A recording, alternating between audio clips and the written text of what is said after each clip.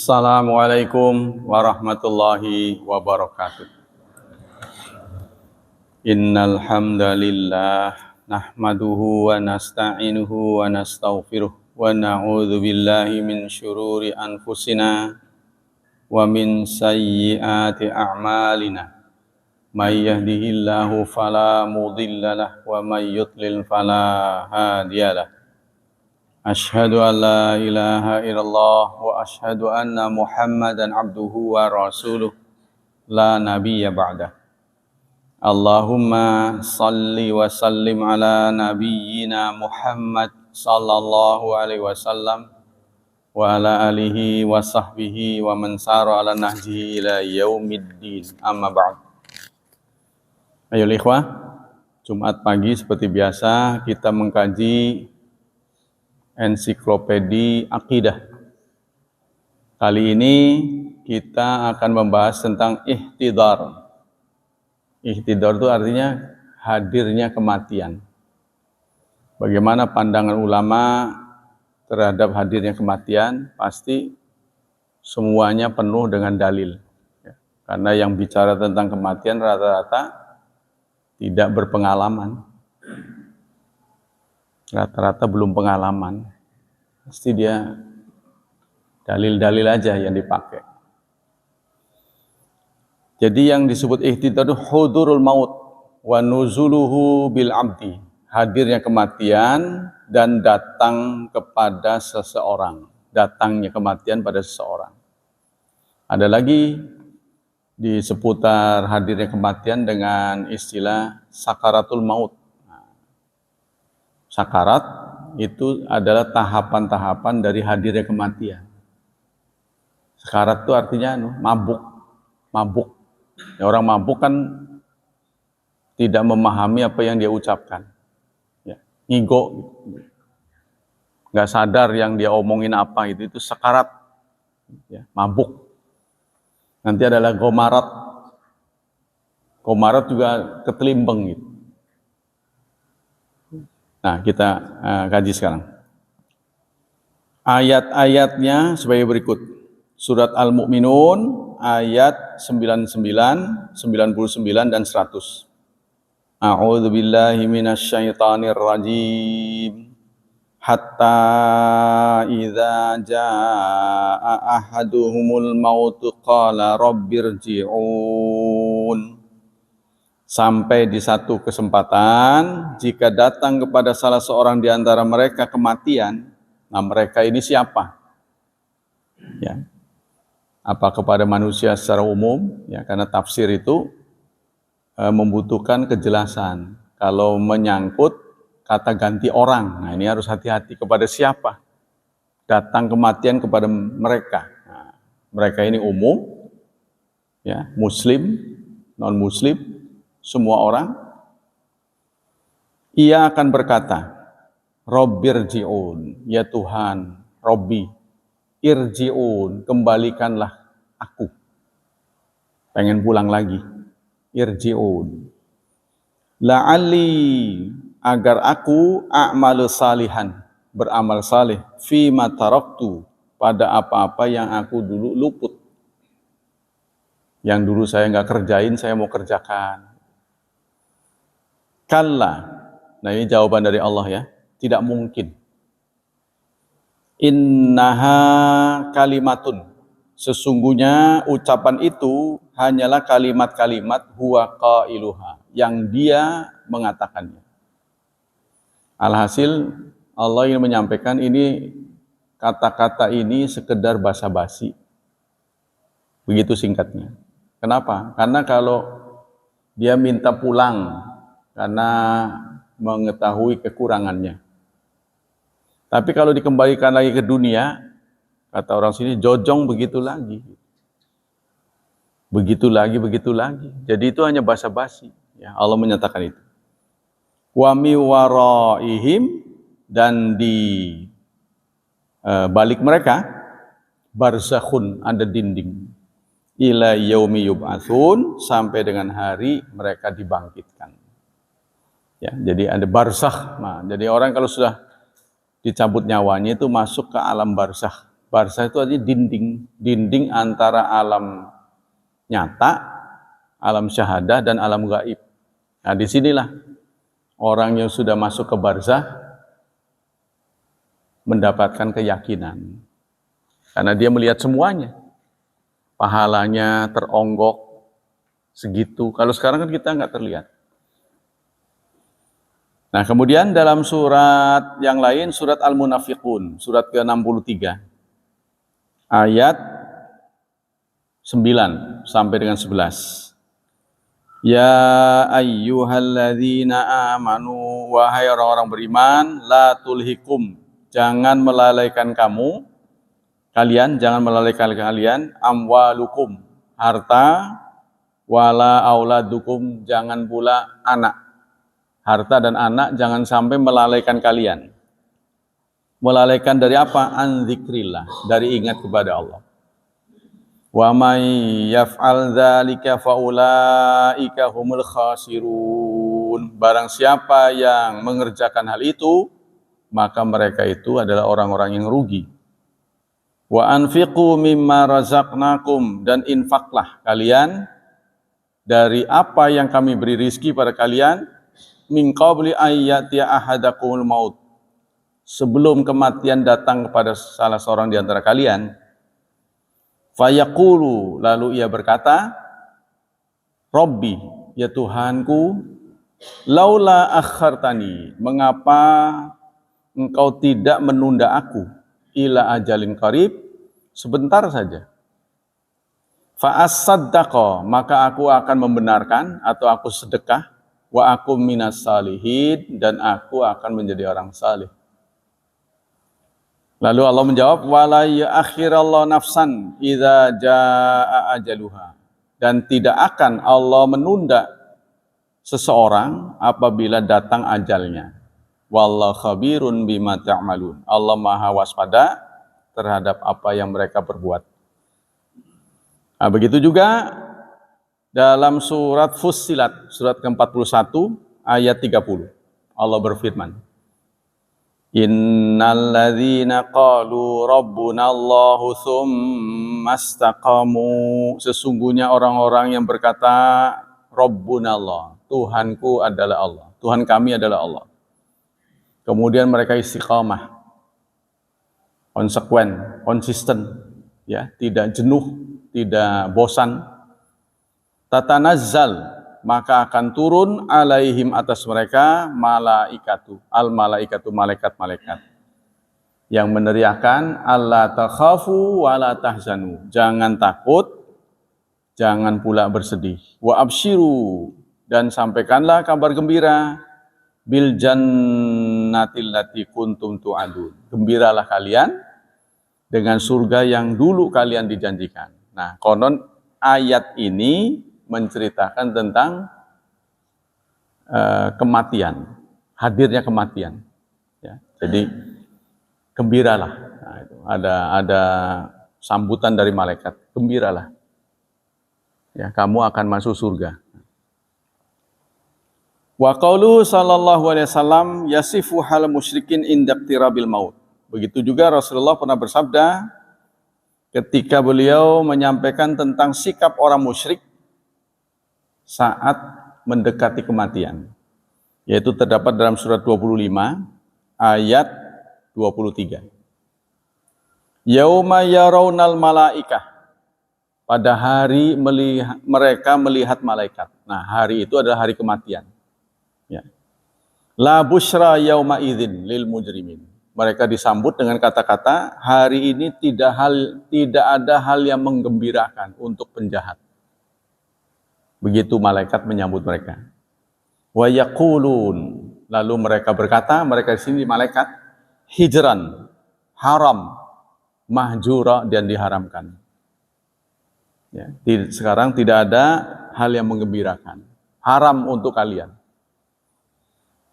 Nah, itu ayat-ayat yang menyampaikan tentang detik-detik hadirnya kematian. Nah, bagaimana dengan sunnah? Wa minas sunnah qaulun nabi man ahabba lika Allah ahabballahu lika, wa man kariha lika Allah karihallahu lika. Barang siapa yang suka mendambakan pertemuan dengan Allah, ya, maka Allah juga akan suka berjumpa dengannya. Barang siapa yang benci, tidak suka berjumpa dengan Allah, Allah juga membencinya. Jadi orang yang dipastikan mendekati kematian, hatinya akan senang. Ya, sebab kematian adalah bukan akhir segalanya, tapi perpindahan saja. Dari alam syahadah ke alam gaib. Nah, di alam gaib itu lebih lama, lebih langgeng, lebih lama lagi. Dan peristiwanya banyak yang di luar perkiraan. Faqalat Aisyah, ya Nabi Allah. Ya, jadi Nabi pernah mengatakan itu, barang siapa yang senang berjumpa dengan Allah, maka Allah akan menyukainya. Barang siapa yang nggak senang, Allah juga nggak senang. Lalu Aisyah berkomentar, ya Nabi Allah, akarahiyatul maut, apa maksudnya berjumpa dengan Allah itu takut mati maksudnya? Apa maksudnya takut mati? Fakulluna nakrahul maut. Maka kalau itu yang dimaksudkan, kami semua pasti takut mati. Siapa yang nggak takut mati? Begitu Aisyah berkomentar. Faqala, lalu Rasulullah menjawab, laisa kadzalik, bukan begitu. Walakinnal mu'min idza busyira bi rahmatillah wa ridwanihi wa jannati ahabba lika Allah fa ahabballahu lika'ah. Yaitu mukmin apabila diberi kabar akan mendapat rahmat, ya, akan mendapat keridhaannya, akan mendapat surganya, maka dia senang.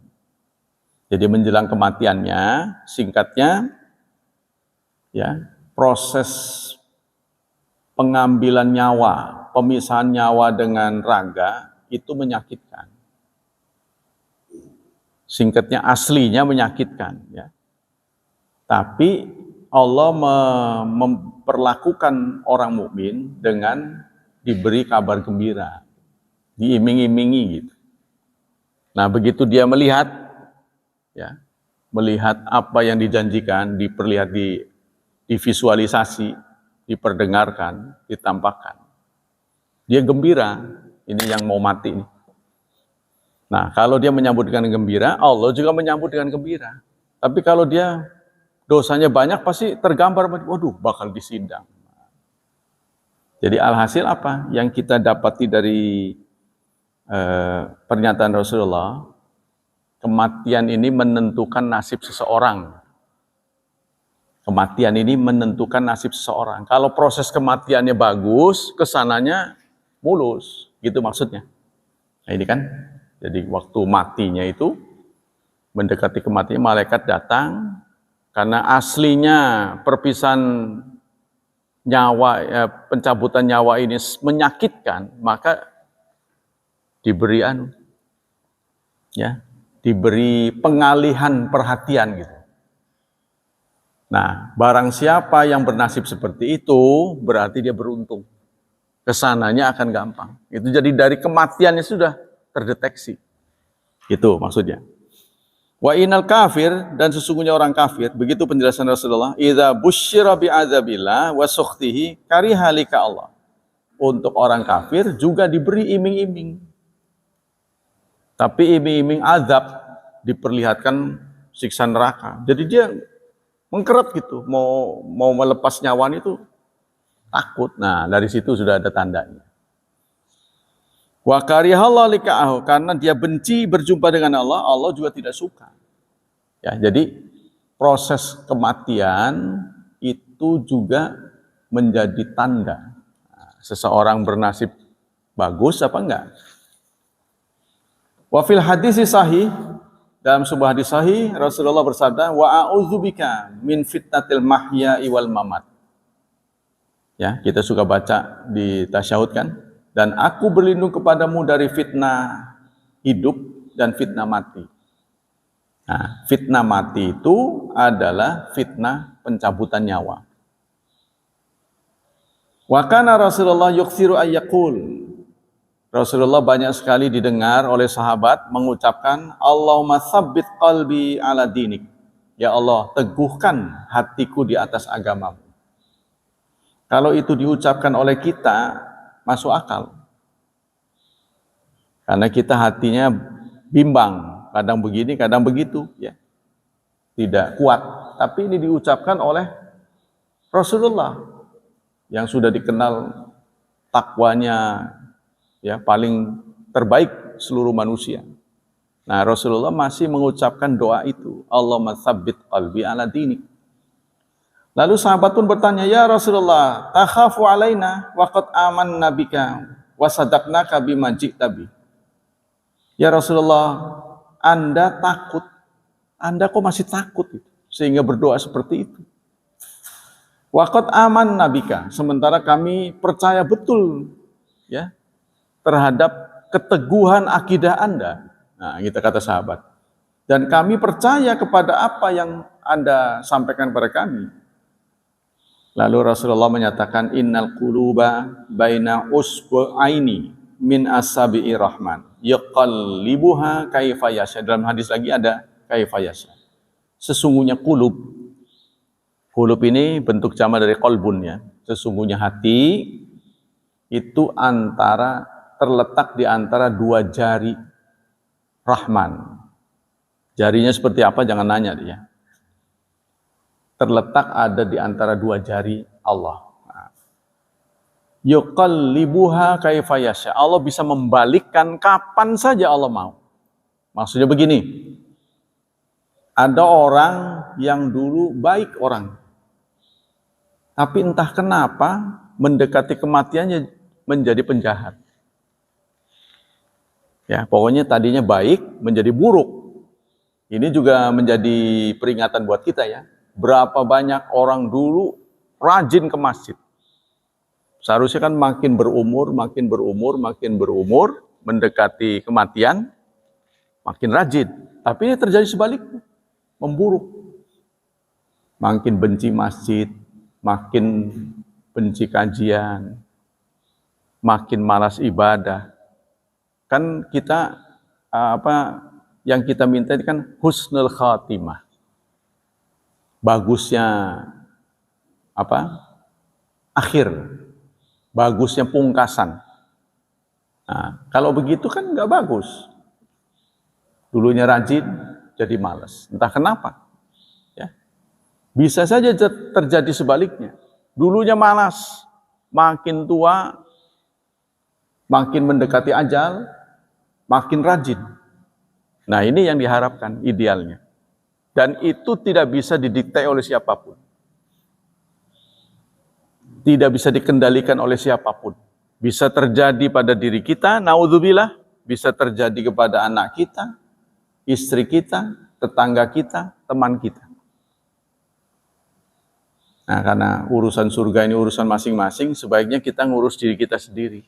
Dah, sebodoh amat orang lain. Kalau bisa sih mereka ikut menjadi baik. Tapi kalau mereka tetap tidak baik, ya paling tidak kita yang masuk surga. Ya, karena ini urusannya masing-masing. Nah, furada. Dalam hadis yang lain Rasulullah mengatakan, innal abdal mu'min idza kana fi inqita'i minad dunya wa iqbali minal akhirah nazala ilaihi minas sama malaikatu. Kalau orang sudah dekat mati, singkatnya gitu ya. Hadis ini kalau diuraikan dengan terjemahan panjang, seorang hamba yang mukmin apabila dia berada dalam posisi inqita, mau berpisah dari dunia, mau mati dan akan menghadap akhirat, nazala ilaihi minas sama malaikatun, maka malaikat-malaikat akan turun. Ya. Bidhal wujuh, wajahnya putih. Malaikat-malaikat ini wajahnya putih. Apa putihnya bersinar? Wallahu a'lam. Ka'anna wujuhahum syamsu, seakan-akan wajah mereka seperti matahari. Benar ini.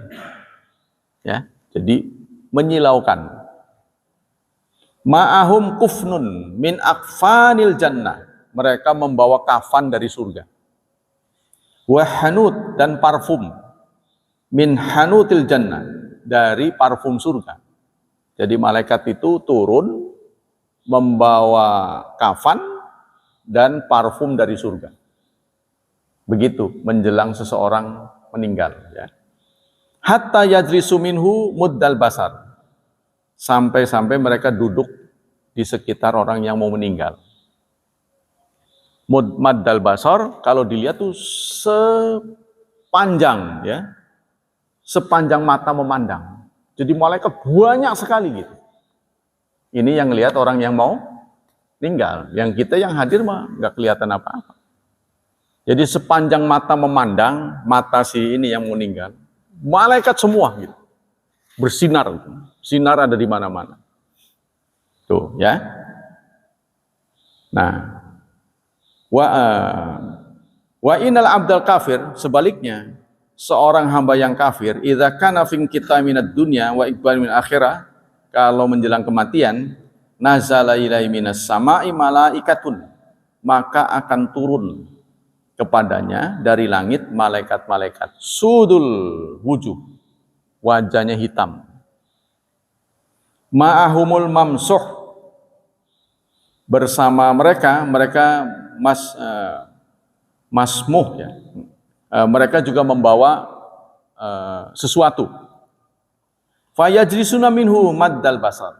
Lalu mereka duduk di sekitar orang yang meninggal sepanjang mata memandang. Nah itu ya. Jadi mereka itu membawa kain, tapi dibuat nutup muka si orang ini. Jadi nanti disesek gitu. Apa itu? Dibekap gitu. Ya dibekap gitu. Tapi memang pernyataan yang berbeda ya. Ini kan saya katakan tuh rata-rata orang cerita kematian itu kan nggak berpengalaman. Rata-rata kita bisa melihat melihat gatranya gitu, melihat gejalanya. Ini kenyataan ya, true story. Menjelang kematian itu ngeranyam apa tuh, ngigo ya. Nah, itu di mana-mana ada orang berwajah putih. Itu dia silau katanya. Ya, saya cerita begitu ya nggak paham gitu. Itu aja. Nah, ketika ditanya, saya sebentar lagi akan mati. Jangan suka ngomong begitu. Tahu dari mana? Nih, di sekitar saya udah banyak orang yang wajahnya hitam. Begitu ngomongnya. Jadi dia ngomong sendiri tuh nggak ada yang mendikte gitu, memilih kata-kata itu. Ini orang-orang pada hitam itu pada datang. Wallahu a'lam ya. Nah itu rupanya begitu. Jadi orang yang mukmin akan didatangi malaikat sehingga bersinar. Silau. Tidak sekali saya dengar itu. Jadi menjelang lesnya begitu tuh, mereka melihat seakan-akan seperti orang yang suka di rel, mau nyebrang tuh kan tiba-tiba ada sinar tuh dari loko ya, yang luar biasa. Kayak begitu kan. Tuh lihat tuh sinar kan. Gak lama kemudian meninggal. Itu pernah dinyatakan saya dengar dari beberapa orang, termasuk orang tua saya, ngomong begitu. Nah sekarang masalah-masalah, qala Ibnu Katsir, faqulu mufarid yandam indal ihtidar. Maka kata Ibnu Katsir mengatakan, setiap orang yang bersalah akan menyesal. Tapi menyesalnya itu yang paling besar saat kematian. Wa yas'alu tulal muddah walau syai'an yasiran. Pasti dia akan minta penundaan. Sebentar saja, walaupun sebentar saja. Mungkin kalau diberi waktu 1 jam, diperpanjang. Ya, dia udah pengalaman melihat apa yang akan terjadi. Mungkin dia akan sedekahkan semua harta dia. Karena dia tahu persis apa nilainya sedikit gitu. Nah, pasti dia akan bebaskan semua yang dia miliki untuk kebaikan. Kira-kira begitu. Wa yastatibu wa yasadrik ma fatahu, dan dia akan menyalahkan diri sendiri, kemudian dia akan mengejar apa yang kurang. Ya, artinya remedial. Dia akan perbaikan nilai. Wahai hata kana makana, dan hal itu tidak mungkin terjadi menurut Ibnu Katsir ya. Wa qala Sa'di, As-Sa'di guru dari Syekh Utsaimin mengatakan yukhbiru ta'ala an haliman hadarat maut minal mufarritin adz-dzalimin. Ayat ini menceritakan orang yang menghadapi kematian, bahwa dia menyesal pada waktu itu idza ra'a malahu, karena diperlihatkan masa depannya, diperlihatkan tempatnya. Wah, nyeselnya bukan main. Kalau di dunia sih, contohnya di penjara lah, kan sifatnya sementara, berapa tahun bebas. Nah, kalau di neraka mah nggak bebas-bebas. Ya, untuk orang kafir ya. Kalau orang mukmin masuk neraka, sifatnya tidak permanen, sepanjang tidak musyrik, itu aja. Kalau masih ada sisa kebaikan, tidak musyrik, maka satu saat, nggak tahu kapan satu saatnya itu, dia akan diangkat dari neraka. Satu saatnya ini kapan, nggak tahu. Kita, contohnya lah, kita di dunia aja, ya. Kalau kita nginjek rokok aja, berapa menit sih? Nginjek rokok itu, rokok kan cuma segitu. Ya, sementara neraka itu nggak kira-kira panasnya. Seorang profesor dari ITB mengatakan corona matahari itu panasnya 6 juta derajat Celcius. Itu yang kita bisa lihat. Neraka itu berkali-kali lipat panasnya. Ya tentu saja lah wong yang dibakar bahannya banyak, masa apinya kecil. Itu kan? Bisa kita bayangkan. Tubuh kita ini nggak akan tahan. Wong air panas aja 100 derajat itu udah meleleh, melepuh. Ya, bagaimana dengan nggak tahu berapa juta derajat. Wallahu a'lam. Mudah-mudahan kita selamat ya. Kita lanjutkan.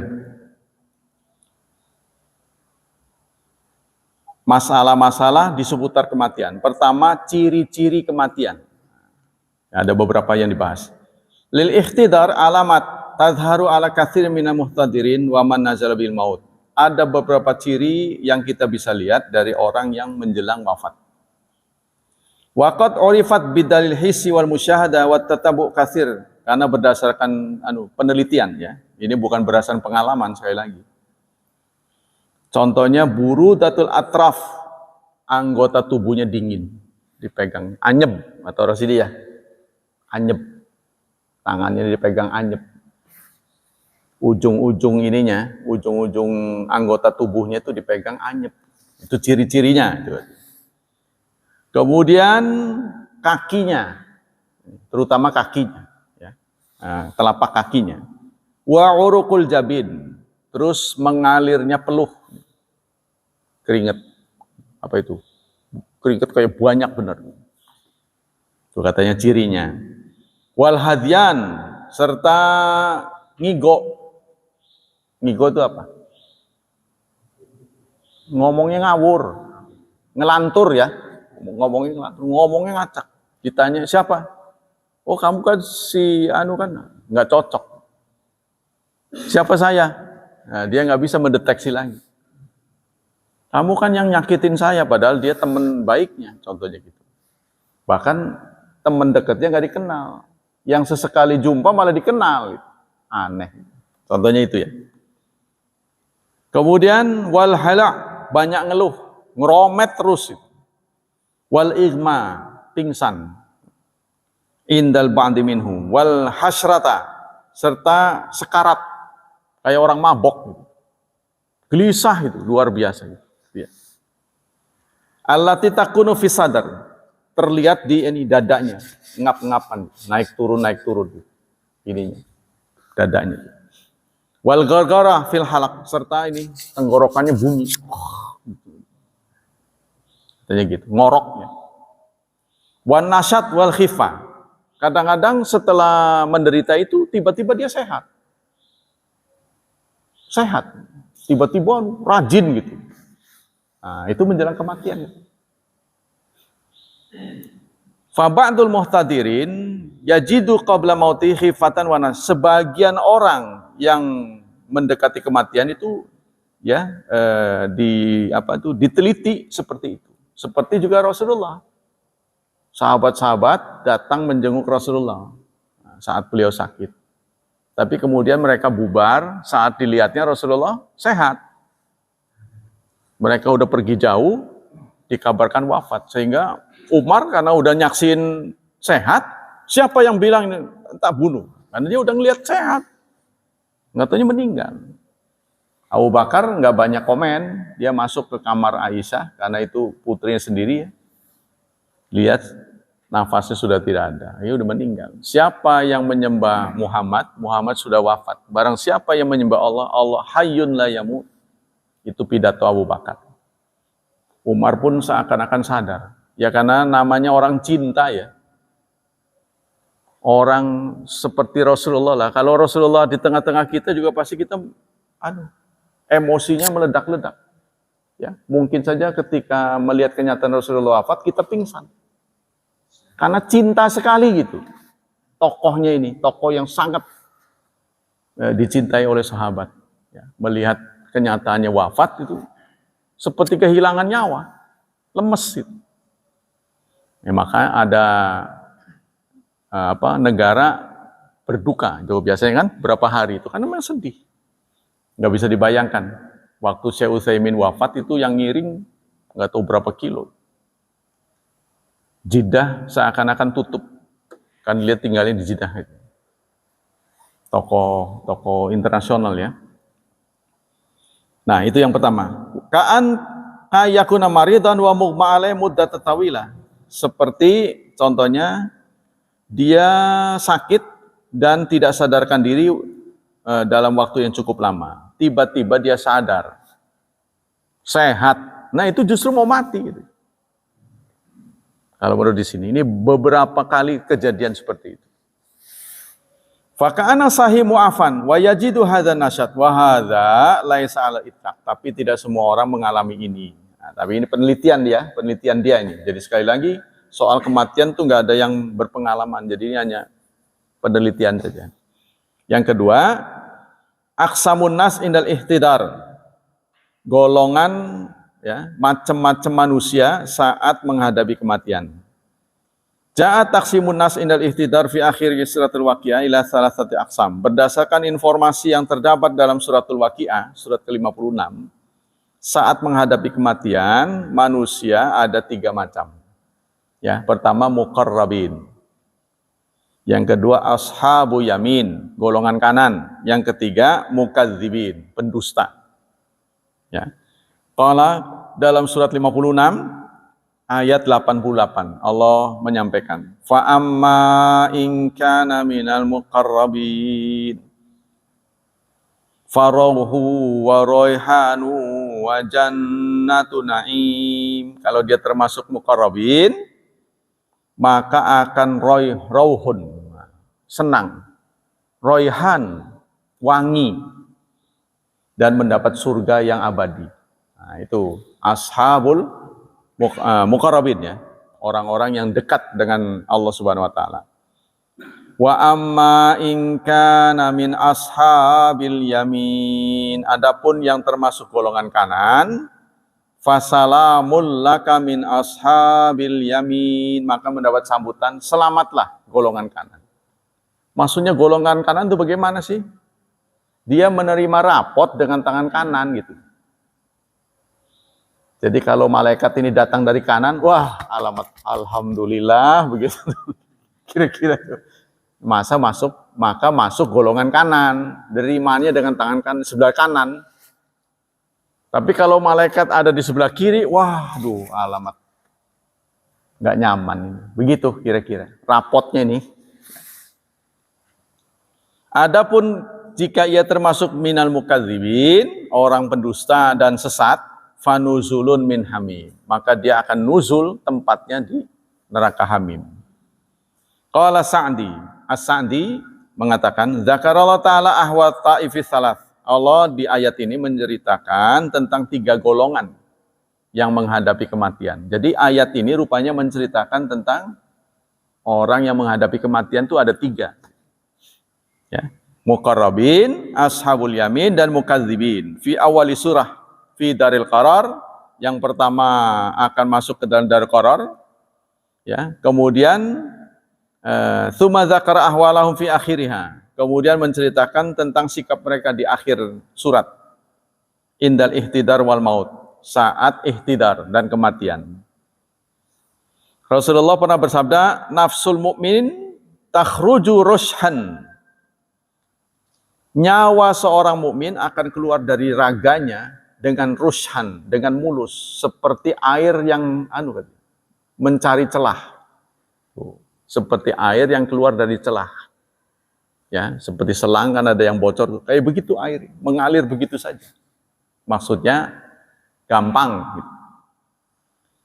Kemudian wa nafsul kafir, nyawa orang kafir itu akan keluar dari syidqihi, dari sini nih, dari rahang bawah katanya. Nyawa orang kafir akan dicabut dari rahang bawahnya. Rahang sebelah bawah. Kama takhruju nafsul himar, sebagaimana nyawa seekor keledai. Apa keledai kalau mati susah bagaimana ya? Nggak tahu. Nah, ini diumpamakan oleh Rasulullah seperti keluar nyawanya seekor keledai. Mungkin kalau mati itu mengerang gitu ya. Oh gitu, berontak. Seperti itu mungkin. Waqad ja'atis sunnah bitafriq baina nazi'ir ruh al-mu'min wa ruhil kafir. Sebenarnya ada ayat yang menjelaskan tentang pencabutan nyawa. Yaitu surat An-Nasyiat, Nazi'at ya. Wan nazi'ati apa? Dalam Quran apa? Wan nazi'ati. Apa itu ayatnya? Oh lupa sih. Wan nasyitati nasya. Wan nasyitatina. Wan nazi'ati. Gharqa ya? Lupa sih. Wan nazi'ati gharqa ya? Wan nasyitati nashta. Nah, itu. Nazi'at itu dicabut dengan didudut gitu kalau bahasa Jawa. Tariknya dibetot gitu. Nah, tapi kalau orang mukmin nasyitati nashta. Nah, jadi berbeda ininya, berbeda malaikatnya, sama-sama malaikat maut, tapi caranya dia berbeda. Kalau orang mukmin pelan-pelan gitu tuh. Diperlihatkan gini, nih surga, tarik lagi gitu katanya. Seperti orang mau disuntik lah, orang kan takut suntik, cerita, ngobrol warawiri, udah pak, udah. Tapi kalau diperlihatkan tuh jarumnya,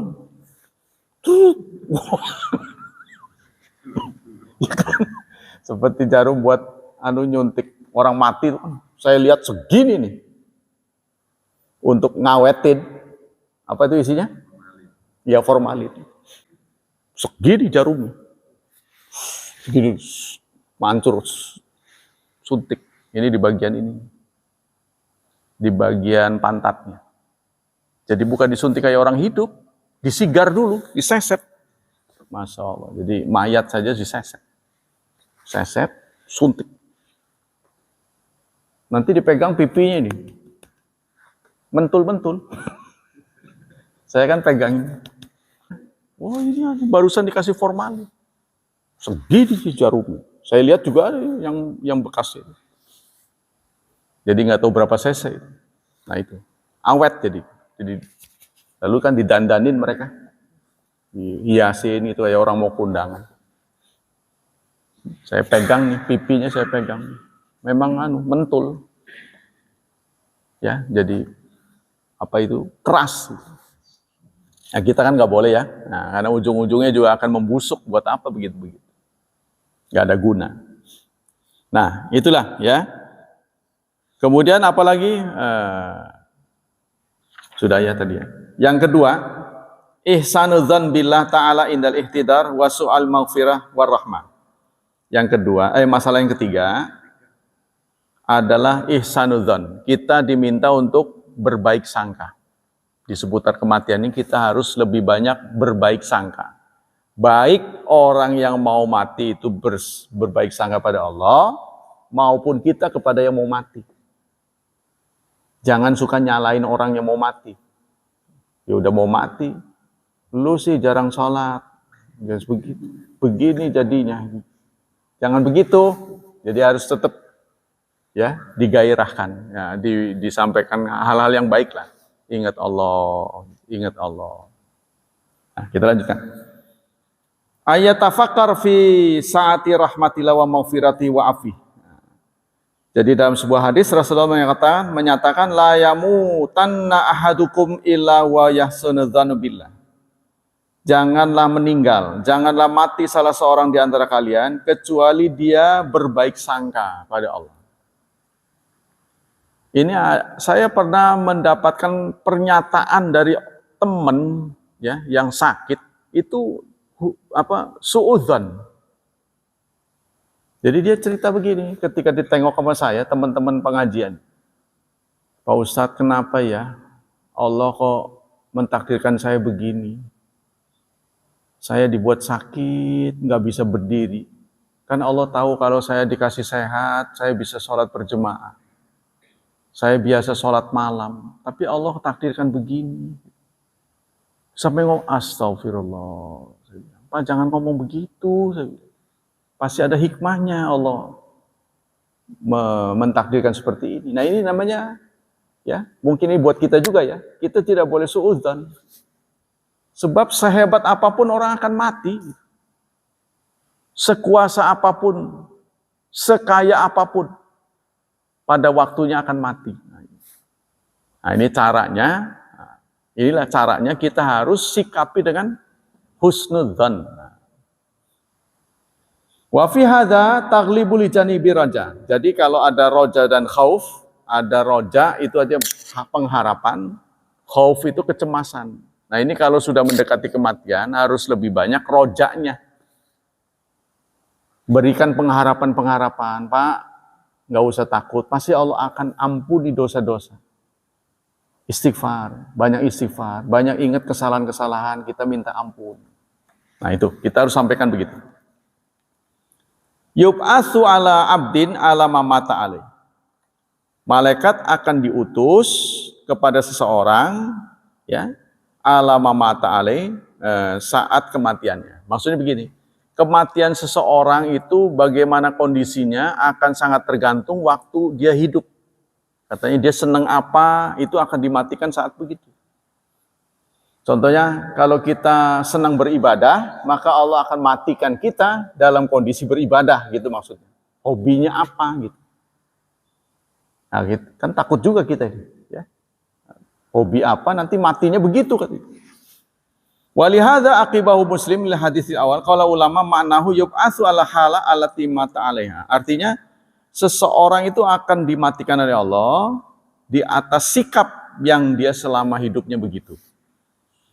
Wa qad istahsana ba'dul ulama ayat karamarid bi si'ati rahmatillah wa lutfi wa birrihi liyusina dzanu bi rabbi. Jadi kalau kita hadir terhadap orang yang sedang proses kematian, ya, kita harus ingatkan luasnya ampunan Allah, ya. Lalu kita talkinkan. Wa min ihsanidzan billahi ta'ala indal ihtidar ad-du'a bil maghfirah. Nah, kita datang ke sana, kita harus doakan. Seperti Rasulullah pernah mendoakan, Allahumma ufirli warhamni wa alhikmi bi rafiqil a'la. Rasulullah sendiri berdoa begitu.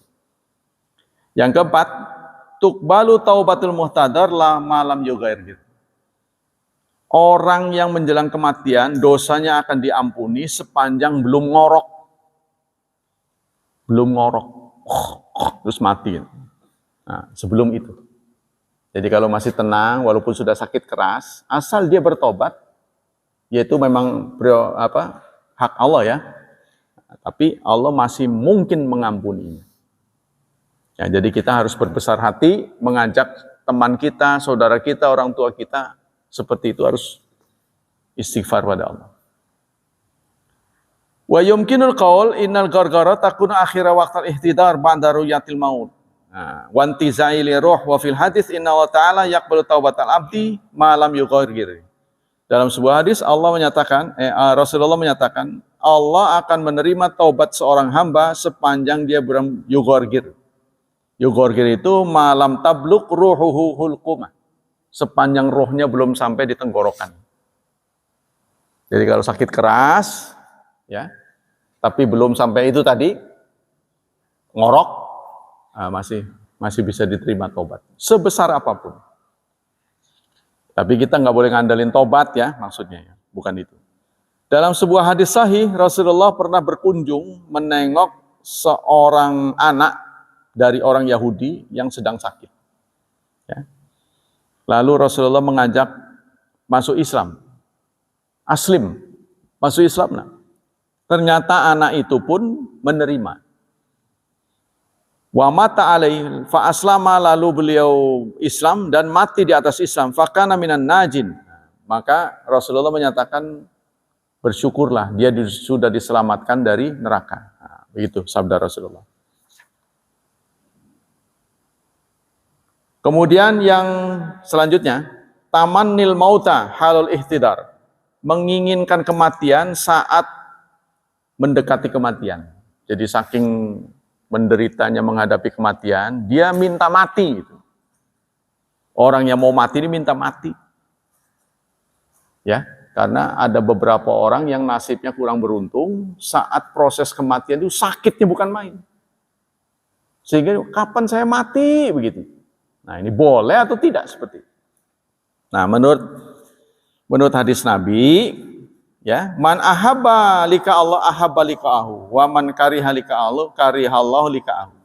Barang siapa, ya, yang cinta, ya, senang berjumpa dengan Allah, maka Allah akan buat dia begini. Man ahabba lika Allah, barang siapa yang senang berjumpa dengan Allah, maka Allah akan menyenangi perjumpaannya. Apakah ini berarti membolehkan kita cepat mati? Ya, mempercepat proses kematian kita, boleh atau tidak? Nah ini ya, seperti orang yang sudah dinyatakan koma, kemudian dibantu oleh instalasi begitu banyak selang-selangnya. Dan itu hitungan hari, duitnya berapa yang keluar?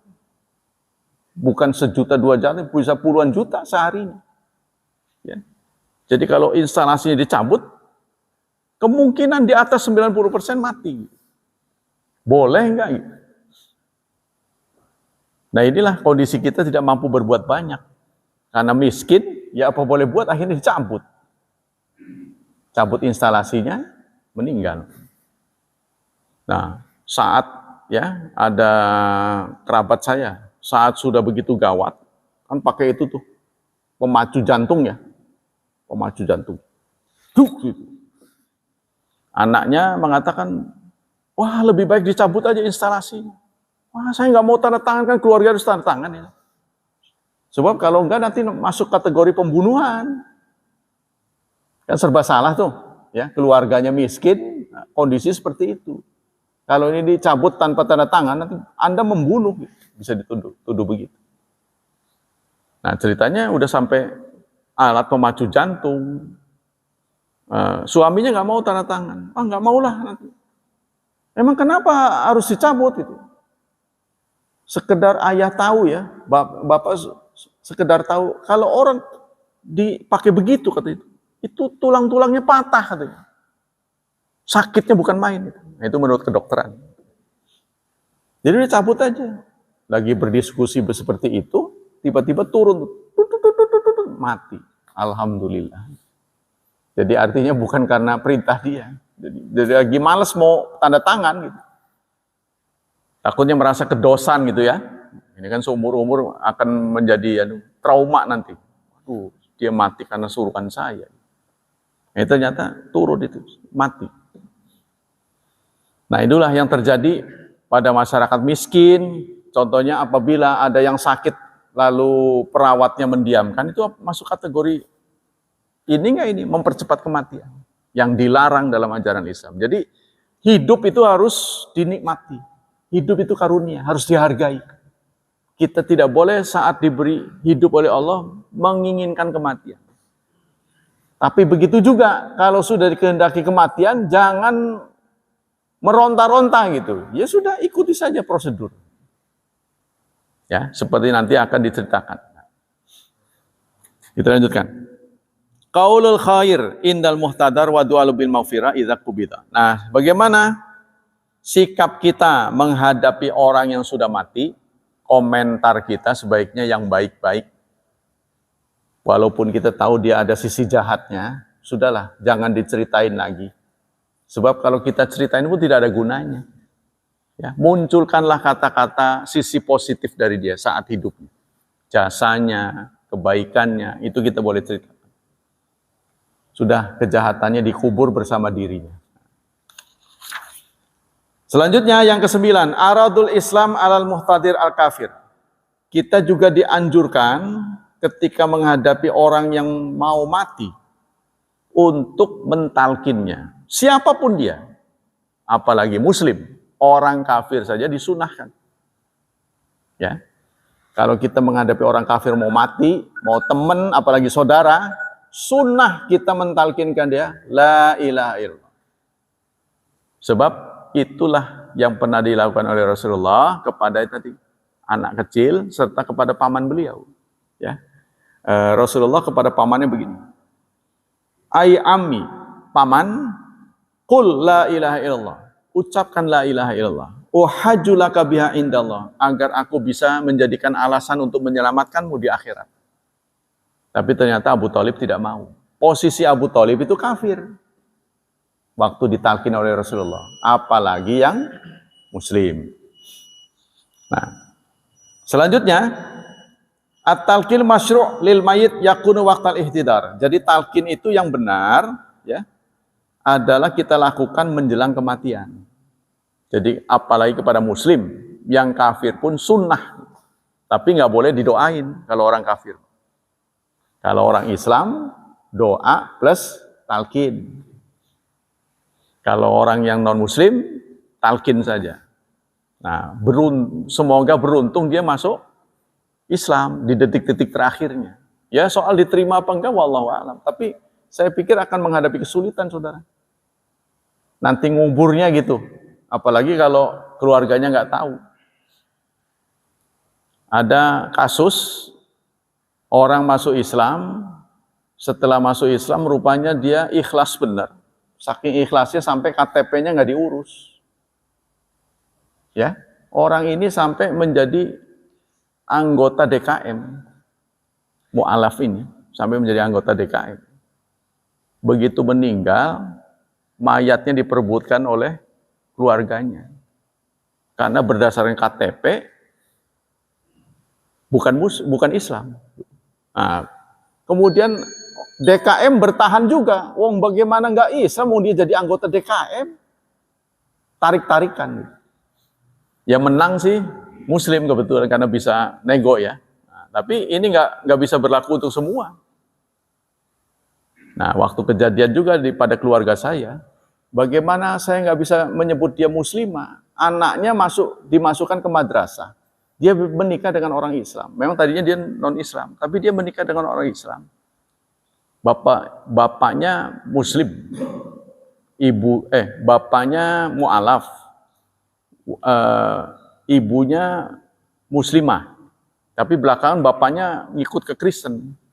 Ketika meninggal, menurut saya dia harusnya muslimah, tapi bapaknya menyatakan dia bukan muslim. Gara-gara apa? Kalau dinyatakan bukan muslim, maka dapat sokongan, dapat bantuan bapaknya. Nah, sekomersil, mayat sampai dikomersilkan. Itu terjadi, saudara. Nah, selanjutnya, yang masalah berikutnya adalah yang ke-11 katanya. Ya, tadi itu talqin orang kafir, sunnah ditalkinkan. Kemudian talqin yang disyariatkan itu adalah menjelang kematian. Itu yang ke-11. Yang ke-12, nabi-nabi itu dinego saat kematian. Beda dengan kita, nggak ada basa-basi, langsung dituntut aja. Ya, langsung dibawa aja. Tapi nabi ditawari, mau sekarang apa nanti? Nah, pernah kejadian malaikat maut datang ke Nabi Musa. Ya, karena beliau adalah temperamen, begitu datang pasti wajahnya menyeramkan. Bagaimana? Ditonjok, matanya nyoplok, kelopak matanya jatuh, si malaikat itu. Maka wawadul lah si malaikat kepada Allah. Saya katanya, aku ditugaskan kepada hamba yang belum siap mati. Nih sampai mata saya hilang. Lalu Allah menjawab, sana datang lagi, beri kesempatan. Kau pilih mati sekarang atau nanti? Kalau kau pilih nanti, letakkanlah telapakmu di atas punggung kambing. Setiap rambut yang tertutup oleh telapakmu, kamu dapat kuota 1 tahun. Nih, taruh di sini. Ada rambut yang numbuh tuh, yang tertutup tangan. Hitung aja. Itu 1 rambut, kuota 1 tahun. Kalau semuanya udah tertutup, sudah terlewati, terus apa lagi? Kematian. Kamu mati. Oh, jadi mati nggak bisa dihindari, nggak bisa. Ya udahlah sekarang aja. Gitu cerita. Tapi saya minta satu permintaan. Apa? Tolong matikan di dekat Baitul Maqdis. Karena beliau ini kan tugasnya itu memfutuhkan Baitul Maqdis. Kalau Rasulullah kan tugasnya memfutuhkan Mekah. Beliau berhasil. Tapi setelah itu nggak lama meninggal. Berarti kan tercapai tuh, ya. Planningnya tercapai. Tapi kalau Nabi Musa nggak tercapai. Jadi matikanlah, sudah dekat aja, dekat gitu. Sehingga kuburannya itu katanya dekat situ. Ini menurut Rasulullah. Jadi kuburan Nabi Musa itu di dekat Baitul Maqdis. Mungkin di dekat batas kotanya gitu. Yerusalem itu ya. Jadi dalam sebuah hadis Rasulullah menyatakan ma min nabiyyin yamrad illa khayyara bainad dunya wal akhirah. Tidak ada seorang nabi yang sakit melainkan sakit kematiannya, melainkan diminta milih antara dunia dan akhirat. Sehingga kata-kata terakhir yang keluar dari lisan Rasulullah, Rafiqul A'la. Tuh, ya, ketika Rasulullah mengatakan Rafiqul A'la. Oh, Rasul sudah tidak memilih kita. Begitu kata Aisyah. Rasul tidak memilih kita, dia lebih memilih Allah. Nggak lama meninggal. Itulah kata-kata yang keluar terakhir dari lisan Rasulullah. Jadi sebelumnya Aisyah sudah diberitahu setiap nabi diberi pilihan. Ya, jadi rupanya adegan pemilihan itu Aisyah nggak lihat, cuma keluar Rafiqul A'la. Beliau mandang ke atas, Rafiqul A'la, lalu meninggal di atas dada Aisyah, di pangku. Nah itulah kejadian pada Rasulullah. Nah kemudian yang terakhir ya, hadirnya setan dan malaikat saat kematian. Nah ini, kalau seorang hamba itu mujur, setannya bisa kalah. Karena setan itu menjelma menjadi orang-orang yang dia kenal. Dan mempengaruhi untuk mengucapkan kata-kata yang murtad. Kan tadi tuh, kadang-kadang ngeranyam, omongannya ngawur.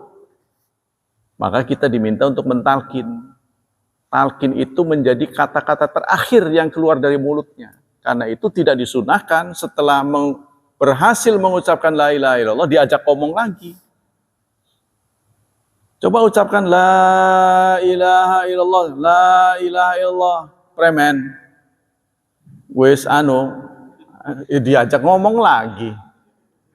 Padahal kan man akhiru kalami la ilaha illallah dakhalal jannah. Barang siapa yang ucapan terakhir la ilaha illallah masuk surga.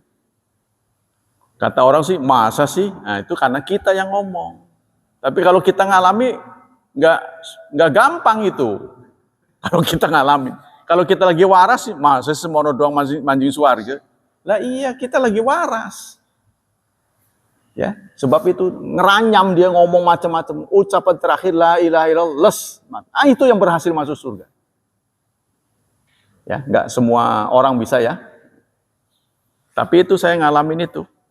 Kalau Bapak tahu di sini ada tukang mie itu kan keponakan. Ya, masih saudara sepupu. Bapaknya dulunya Muslim. Lalu dia menikah dengan orang Buddha, nggak menjalankan keislamannya, sakit, dirawat di Panggung Rawi sih. Ya, hitung-hitung mudah-mudahan bisa masuk lagi, sakit ya, nggak bisa ngomong lagi. Lalu saya sampaikan, dulu kan Muslim, situ kan dulu Muslim, paman kamu Muslim dulunya itu, coba kalau Allah takdirkan sembuh, mau nggak menjadi Muslim yang baik? Dia nggak bisa ngomong. Dah, kalau nggak bisa ngomong pakai isyarat aja, goyangkan kakinya, dia goyang. Tapi takutnya ini hanya doang, ini spontanitas, refleks gitu ya. Mungkin kegigit nyamuk apa. Coba goyang yang lebih keras lagi gitu. Goyang lebih keras. nggak lama berapa hitungan jam meninggal. Nah itu, saya ngomong, tapi saya nggak bisa menyalatin dia seperti orang Islam karena perlu syahadat, perlu bukti dalam bentuk ucapan. Kalau tidak diucapkan dalam hati, ya artinya wallahu apa itu? Nahnu nahkumu bidzawahir, kata Umar bin Rasulullah. Kami melihat lahiriah. Wallahu yatawalla sarair. Soal dia masuk Islam dalam hati itu urusan dia dengan Allah. Tapi karena dia tidak mengucapkan syahadat, kita tidak boleh memperlakukan dia sebagai orang Islam. Wallahu a'lam bishawab. Ada yang bertanya sampai di sini? Makanya ini sebenarnya menurut ajaran Islam, orang yang mendekati kematian harus ditungguin gitu. Nah sementara rumah sakit kita nggak boleh kan? Kan itu masuk apa itu? Iya, kita nggak boleh masuk, takut ini kan? ICU. Itu justru harus ditungguin karena setan-setan pada datang, mempengaruhi dia. Gitu, bagaimana upaya kita? Kalau orang berduit mah nggak begitu, Pak. Ini masalahnya duit, bukan kelahiran saya. Adik saya tuh satu kamar diborong semua. Artinya disewa semua. Jadi semua bisa masuk. Begitu juga Pak Habibie, padahal lagi Pak Habibie bisa masuk. Sampai kematian, sampai apa? Kesekaratnya. Nah inilah ya, jadi betapa membahagiakan, beruntung orang yang sampai detik-detik kematiannya ditungguin oleh orang-orang yang berarti bagi hidup. Wallahu a'lam bishawab. Itu tadi, saya nggak bisa jawab secara berdasarkan itu begitu tadi. Ada lagi pertanyaan? Ini di sini disebutkan umurun la tasihu bil isar. Hal-hal atau dalil-dalil yang tidak sah yang berkaitan dengan kematian. Saya juga menjalankan itu. Kata di sini begini, la tasihu, tidak sah hadis yang mengatakan iqra'u yasin ala mautakum. Bacakan yasin kepada orang yang mau mati. Ini katanya tidak sahih. Jadi doanya sahih, Pak. Doanya sahih. Jadi yang dibenarkan buat kita menghadapi orang meninggal itu berdoa. Ya Allah, lancarkanlah kematian kalau kematian ini baik buat dia. Sembuhkanlah penyakitnya jika kesembuhan ini baik buat dia. Begitu yang kita disunahkan berdoa, tapi tidak baca yasin. Jadi baca yasin untuk orang supaya dia cepat mati, ini katanya tidak sah. Dalilnya, yang sah itu berdoa. Ya Allah, kalau memang dia hidup sembuh itu baik buat dia, sembuhkanlah. Tapi kalau kematian itu lebih baik buat dia, matikanlah dengan ampunanmu. Begitu maksudnya. Doa itu nggak ada dalil. Jadi tidak sah.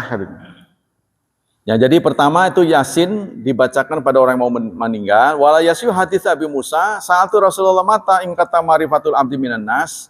Begitu juga ada hadis, kapankah seseorang tidak mengenal lagi? Ini ada hadis, itu tidak sahih. Nantilah dilanjutin, waktunya sudah habis.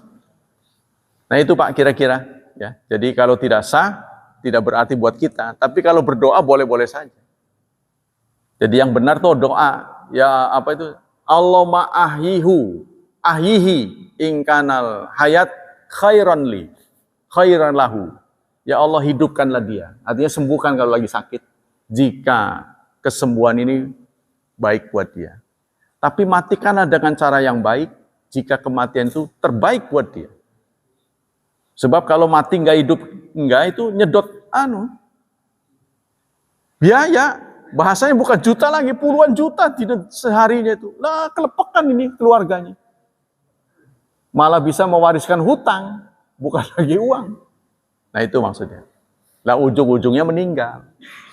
Seperti dulu waktu ada seseorang selangnya udah di mana-mana gitu ya. Nah, lalu ada seorang dokter mengatakan sesungguhnya dia sudah meninggal kalau sudah tidak bereaksi lagi. Jadi orang disebut meninggal itu ketika otaknya sudah tidak, sel otaknya tidak tapi jantungnya masih berdegup. Itu menurut kedokteran sudah meninggal. Jadi kalau instalasi ini dicabut, pasti nggak lama meninggal. Wallahu a'lam bishawab. Ya, demikian ya. Saya nggak bisa banyak cerita tentang kematian karena tadi itu tidak berpengalaman. Semoga yang kita bisa evaluasi dari menimba pengalaman dari yang senior kita, semoga Allah Subhanahu wa taala kalau menentukan kematian kita jangan dipersulit. Ya, kita tidak menghadapi hal-hal yang sukar, menyakitkan, itu semoga dijauhkan oleh Allah. Dan kita beruntung ya menjadi hamba Allah yang dijodohkan masuk surga. Semoga Allah melipat gandakan pahala majlis kita. Semoga Allah melindungi kita dari wabah dan fitnah. Semoga Allah mencerahkan masa depan putra-putri kita, menjadikan mereka generasi yang salihin dan salihat. Subhanakallah wa bihamdik, asyhadu an la ilaha illa anta astaghfiruka wa atubu ilaik. Wassalamualaikum warahmatullahi wabarakatuh.